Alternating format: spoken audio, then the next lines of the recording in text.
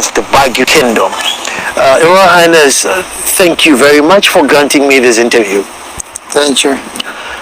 But before I get to your chieftaincy thing, I just want to go all the way back to, growing up in Uganda. What was it like? Because in your days were probably the days of Idi Amin. So what was it like growing up? On the regime of Idi Amin, but before I say anything, I would like to thank God, because He's the King of Kings, and He made the kings to be the supreme. But our work, God chosen the people to represent Him in this world, to have dominion, and even to rule all the things we see, so that we can have a power representing God. So God was speaking to me that in the later days, God is going to use me and is going to give me the message which I will take to the people who are at high level, like the kings, the presidents, the member of parliament, the bishops, and some other like prophets, so that they may understand their role. Because some of the people in later days, they forget what God really wanted them to do. So in these later days, God spoke to me that I'm going to introduce to you some other people from different countries. So I'm going to send you to reach them, to tell them, to understand me, the King of Kings, and even you will be one of the people who will prepare my way, because and that they will be preparing to come back, so that you will be a vessel to prepare my people. Now you got me all curious now. So before you even take me to the days of Idi Amin, let me stay here. Yeah. I don't know what the perception is in Uganda, but in Ghana, there's a perception that an African chief is not from God. If you're not Hebrew, speaking of the Hebrew, if you're not Samuel or David, it is perceived that your kingship is not godly and that it's heathenism. I don't know if you have the same perception back home. In Uganda, we have some other tribes. There were a few, but in later days, some people came from east going to south, and when they reached there in the southern part of Uganda, that's how they started to elect a leader or the head of the clans to be a king. So for us in Bugwere, at that time, we wanted us to make it, but it was not easy for us. We delayed until the Idi Amin came also, and he announced that he don't want kingship in Uganda. So he abolished it? He abolished that authority to the kings. So some of the kings ran away, and some of the kings they were abolished. So they didn't do anything. And so until then, the president, His Excellency, Yoweri Kaguta Museveni, came and restored it again. Okay. But my question was, in Africa, generally, in Ghana specifically, it's believed that a traditional ruler is not of Christ or of God, and that it's of some lesser spirit. I don't know if you have the same perception in Uganda. Yeah, like myself in Uganda, I'm the first person who is a pastor as well as a king. Wow. But I had a problem with the people who are born again. Because I'm born again, I sat on the throne when I was born again. So for them, they didn't understood to have double portion. Sometimes pastors, especially born again people, they can sing double portion. They are meaning double portion. But to implement it, it can be difficult to them. They can talk about Joseph.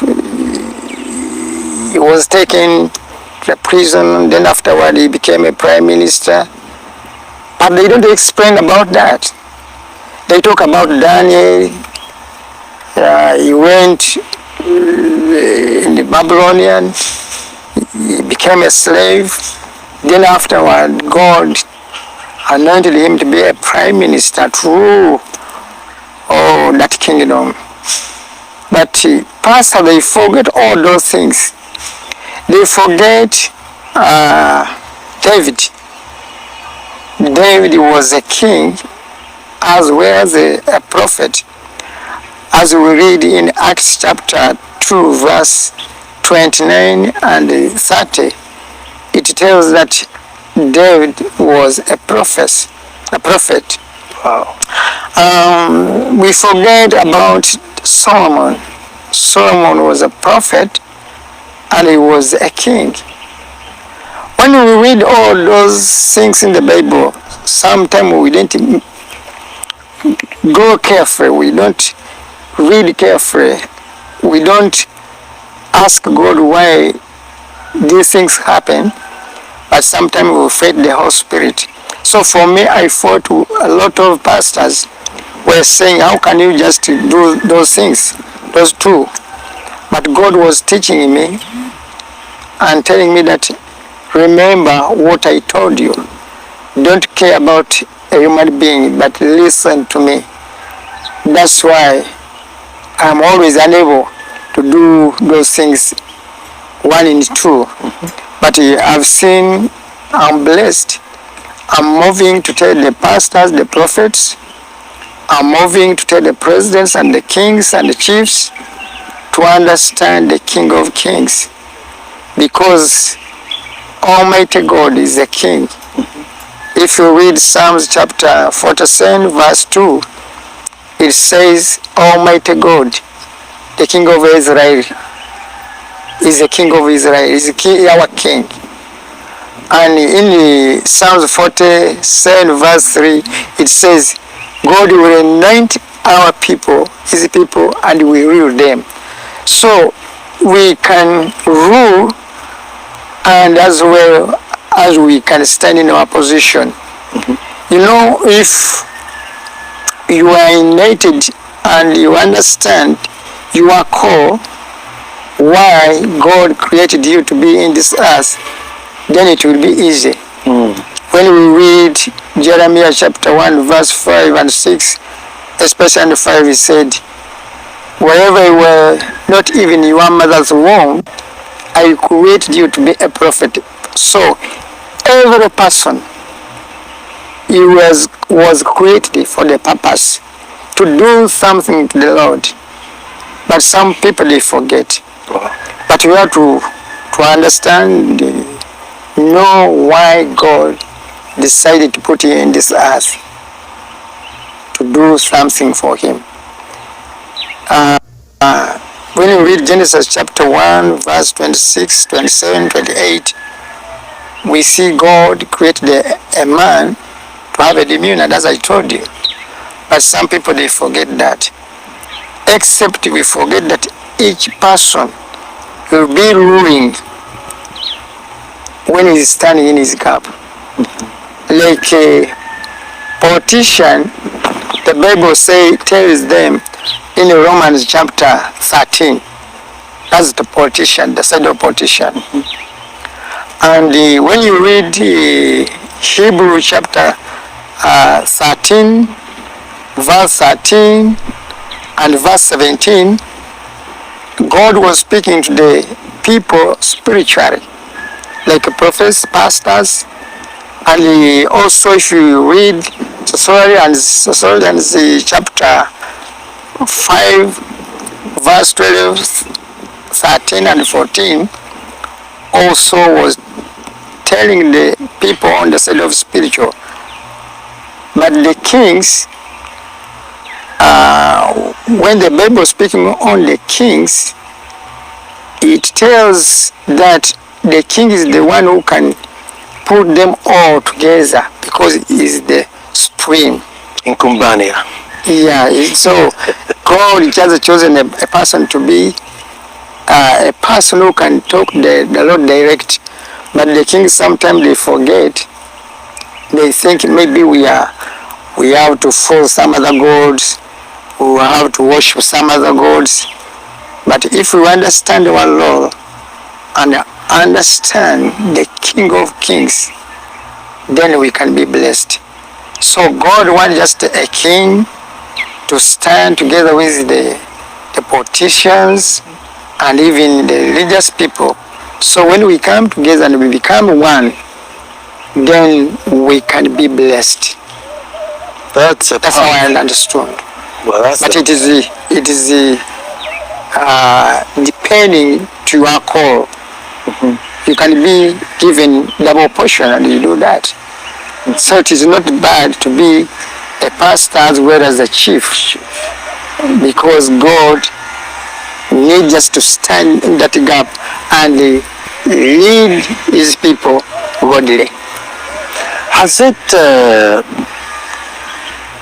Has your Christian faith, helped, and how in terms of ruling? Because you're ruling a lot of people, and so we expect you to be aggressive and a tyrant to bring all these people to order. But you're very placid, you're very gentle. How are you able to?